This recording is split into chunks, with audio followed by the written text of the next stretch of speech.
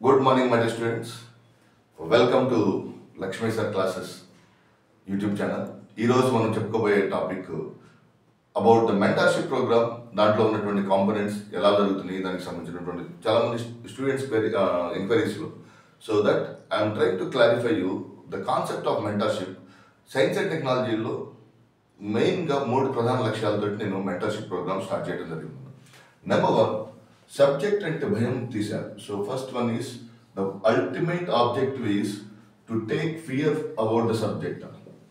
Science and technology అంటే ఒక సముద్రం లాగా, లేకపోతే దాంట్లో ఎక్కువ గణాంకాలతో కూడినటువంటి సమాచారం ఉంటుందని ఒక భయం ఉండడం వల్ల దాంట్లో ఉన్నటువంటి భయాన్ని పూర్తిగా తొలగించడానికి I had taken this mechanism. Okay, so first orientation కావచ్చు, సబ్జెక్ట్ని యూనిట్ వైజ్ హ్యాండిల్ చేసే mechanism is immensely important in terms of your mentorship programme.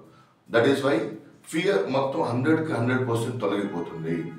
Number 2, regular the perfect and extraordinary core ఇవ్వబడుతుందన్న. Okay, you are going to provide the best core. So కోర్తో పాటు current topics కూడా ఇవ్వబడుతుంది. So all the current topics will be given through this particular mentorship programme. Mentorship ప్రోగ్రాంలో you will be accessed with daily 3 hours live classes. Just remember, daily ప్రతిరోజు 3 hours live classes ఉంటాయి. మీరు ఒకవేళ ఆ రోజు class వినలేకపోతే next day కానీ తర్వాత అయిపోయిన వెంటనే ఆటోమేటిక్గా యాక్సెస్ అయిన తర్వాత you will be provided with that particular mechanism which is you will be getting almost 100% daily 5:30 to 8:30 3 hours. ఒక మధ్యలో ఒక 10 to 15 minutes బ్రేక్ కాకుండా every day you will be having. అది January 1st లేదు, సంక్రాంతి పండుగ లేదు, క్రిస్మస్ లేదు, ప్రతిరోజు మీకు February 22nd మార్నింగ్ వరకు టాపిక్స్. ఒకవేళ టాపిక్ అయిపోయింది అనుకోండి మళ్ళీ రివిజన్ జరుగుతుంది. ఓకే, సో మళ్ళీ టాపిక్ అయిపోయింది అనుకోండి రివిజన్ జరుగుతూ ఉంటుంది. సో సిలబస్ కంప్లీషన్ అనే కాన్సెప్ట్ లేదు ఇక్కడ. అయిపోయిన సిలబస్ మళ్ళీ రిపిటేషన్, అయిపోయిన సిలబస్ మళ్ళీ రిపిటేషన్. సో ఎప్పుడైతే అన్నిసార్లు రివిజన్ జరుగుతుంటుందో then you can have more chances to score extremely very good marks. ముందు ఏ ఏరియాస్లో భయం అనిపిస్తుందో ఆ ఏరియాస్ నుంచి బయటపడటానికి ఎక్కువ అవకాశం ఉంటుంది. That is point number 2. And number 3 is ఈ మెంటర్షిప్ ప్రోగ్రాంలో ఉన్నటువంటి అంతిమ ఉద్దేశం ఏంటంటే మీరు ఎట్టి పరిస్థితుల్లో ద బెస్ట్ అంటే టఫెస్ట్ లెవెల్ ఆఫ్ క్వశ్చన్ పేపర్ని అటెంప్ట్ చేయబోతున్నారు. 22 టెస్టులు మన క్లాసులో డిస్కస్ చేసినవి మాత్రమే అడిగి దాంట్లోంచి టెస్టులు రావు. జనరల్గా ఏదైనా డిఎస్సి ఎగ్జామ్లో అనుకోండి 10 పేపర్లు ఇచ్చి ఆ 10 పేపర్లో చదువుకొని దాంట్లోంచి క్వశ్చన్స్ రాయటం, ఇక్కడ అలా ఉండదు అనమాట. రేపు ఎగ్జామ్ హాల్లో మీరు తెలియని క్వశ్చన్స్ వచ్చిన ఆన్సర్ చేయటం ఎలాగో, ఎలిమినేషన్ టెక్నిక్స్ ఎలాగో, ఓకే, మీరు ఎంత చదువుకొని వెళ్ళా 40 to 50% క్వశ్చన్స్ మాత్రమే మీకు తెలిసినవి వస్తాయి.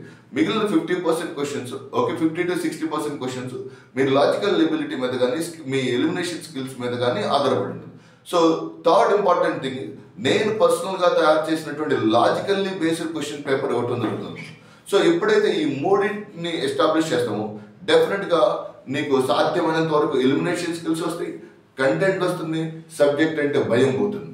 సో ఎప్పుడైతే నీకు కాన్ఫిడెన్స్ వస్తుందో దెన్ మీ మిగిలిన అభ్యర్థులతో మాట్లాడుతున్నప్పుడు వాళ్ళతో మాట్లాడేటప్పుడు నాకు అర్థం ఏంటంటే పాలిటీకి, ఎకానమీకి, ఏపీ హిస్టరీకి ఒక ప్రాపర్ మెకానిజం ఉంది. దానికి సంబంధించినటువంటి మెంటర్ కానీ గైడెన్స్ కానీ బుక్స్ కానీ ఉంటాయి.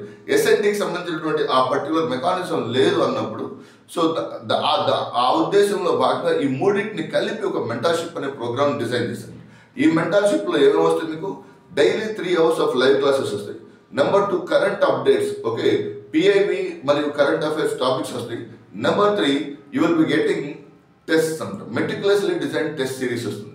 సో ఇది ఎంత ఎప్పటి వరకు ఉంటుంది? Feb 22nd 2023 వరకు, February 22nd 2025 వరకు మీకు దీని మీద పూర్తి స్థాయిలో మద్దతు లభిస్తుంది. So as a part of 75 days 75 topics సిరీస్లో భాగంగా today we are going to discuss about one important launching vehicle called as NGLV.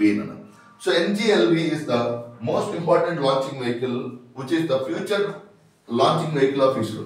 ISRO యొక్క భవిష్యత్ launching vehicle is nothing but NGLV, next generation launching vehicle.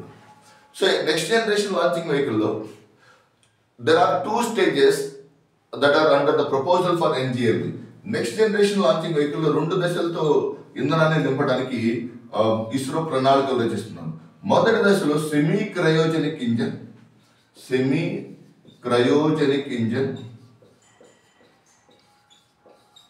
మరియు రెండవ దశలో cryogenic engine ఉంటుంది. What is the difference between semi cryogenic and cryogenic? So ఈ topic వల్ల మీకు two areas cover అవుతుంది. What is cryogenic? అత్యల్ప ఉష్ణోగ్రతల యొక్క అధ్యయన శాస్త్రాన్ని క్రయాలజీ అంటారు.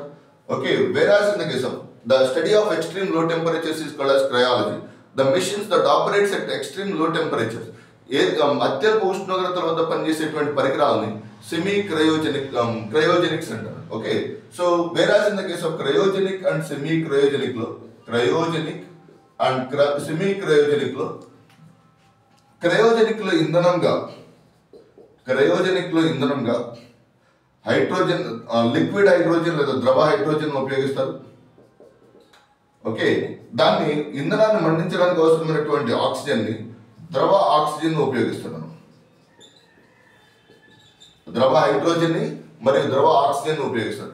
whereas in the case of semi cryogenic లో ఇంధనంగా ఆర్పి కిరోసిన్,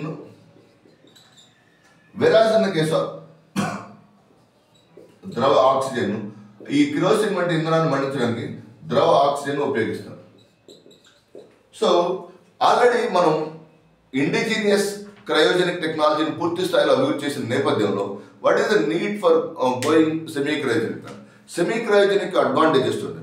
దాని యొక్క లోయెస్ట్ పవర్ 5% నుంచి ఆప్టిమం పవర్ యొక్క 100% థ్రాటిల్ని మనం బ్యాలెన్స్ చేసుకోవచ్చు. సెమీ క్రయోజెనిక్ ఇంజిన్లో మన శక్తి అవసరాలను బట్టి we can able to alter and we can able to edit the needs of the vehicle. Rocket లేదా లాంచింగ్ వెహికల్కి సంబంధించినటువంటి మెకానిజంలో దానికి సంబంధించినటువంటి డైనమిక్స్ని ఒక్కొక్క దశలో దాని యొక్క నిర్దిష్ట వేగాలను పూర్తి స్థాయిలో నియంత్రించడానికి సాధ్యమవుతుంది. ఫర్ ఎగ్జాంపుల్, ఒక రాకెట్ ఇలా వెళ్తుంది అనుకోండి, లాంచింగ్ వెహికల్ వెళ్ళే క్రమంలో దానికి సంబంధించినటువంటి వేగం ఎప్పుడు ఒకే దశలో అవసరం లేదు కదా. సో దాని క్రయోజెనిక్లో ఏమవుతుందంటే ఒక్కసారి మండించడం, హై పవర్ హై థ్రాటిల్ని ఇవ్వడం జరుగుతుంది. whereas in the case of semi క్రయోజెనిక్లో దాని వాహక నౌకకు అవసరమైనటువంటి ఇంధనాన్ని, వాహక నౌకకు అవసరమైనటువంటి శక్తిని మాత్రం ఇవ్వడం జరుగుతుంది in terms of semi cryogenic engine.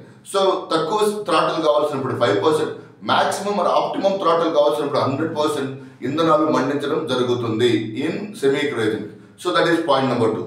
And second important, liquid hydrogen cryogenic ఇంజిన్లో ఉపయోగిస్తాం కాబట్టి ఆ లిక్విడ్ హైడ్రోజన్ ఒక చోటు నుంచి మరొక చోటకి ట్రాన్స్పోర్ట్ చేయడం, రవాణా చాలా కష్టంగా ఉంటుంది మరియు సంక్లిష్టంగా ఉంటుంది. whereas in the case of semi క్రయోజెనిక్లో ఆర్పి కిరోసిన్ ద్రవ రూపంలో ఇంధనం కాబట్టి రవాణా లేదా ట్రాన్స్పోర్టేషన్ చాలా సులభంగా ఉంటుంది. And third important advantage of semi cryogenic is semi cryogenic ఇంజిన్లో వైఫల్యాలు చాలా తక్కువ ఉంటాయి. క్రయోజెనిక్లో మీరు చూస్తే క్రయోజెనిక్ ఇంజిన్లో లిక్విడ్ హైడ్రోజన్ మరియు లిక్విడ్ ఆక్సిజన్లు 40,000 RPMలో అవి వేగంగా ప్రయాణించడం వల్ల ఒక నిర్దిష్టమైన ప్రాంతం తర్వాత వాటి యొక్క క్రాష్ అవటం లేదా అది బర్స్ట్ అవటం జరుగుతుంది. whereas in the case of semi cryogenic వచ్చేసరికి you can witness the entire components in a dynamic segment. So that is a very important concept with reference to your examination point of view called as next generation launching vehicle. Next generation launching vehicle 2 దశలు ఉంటాయి. మొదటి దశలో semi cryogenic engine, పై దశలో cryogenic engine ఉంటుంది. So that is the very important concept with reference to your examination point of view. Thank you very much. All the very best. God bless you all.